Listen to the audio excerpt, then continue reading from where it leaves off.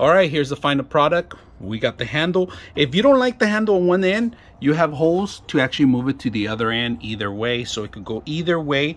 So once you set that up, all you got to do is put your toilet paper in there, and it spins ready good, and it won't come out because of this handle, this little bar here. All right, so we got that handle in there. Once you got that, you put your little wipes in here, and look at that, perfect fit. You got your bathroom set up.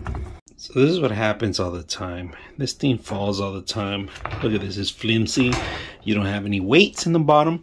This falls all the time, so we're gonna replace it. First of all, what you need to do is you need to actually line them up. If you guys can see, line up where you wanna actually drill your holes, all right? So mark them up first prior to setting up. So just make sure you prior to adjust this very well.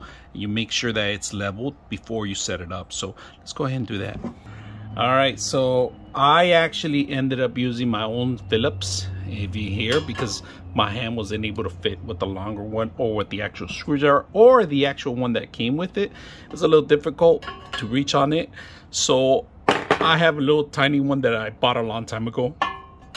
Put it in there, line it up. I did one hole first and then balance it out and make sure I could do the other one and line it up and then mark it and just move it to the right and then drill it in. Very simple. Once you get that stable, nice and hard and stable, and it won't move anywhere, then you go ahead and set up the rest of it.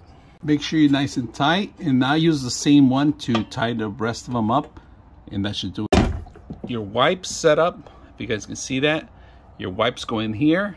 Plenty of room. There's actually, you could set up 2 of these in here, so pretty good. It's actually fits in really good. You close it up, your toilet paper here. Like I said, if you don't like it, you can always go to the other side. So I hope you guys enjoyed the video.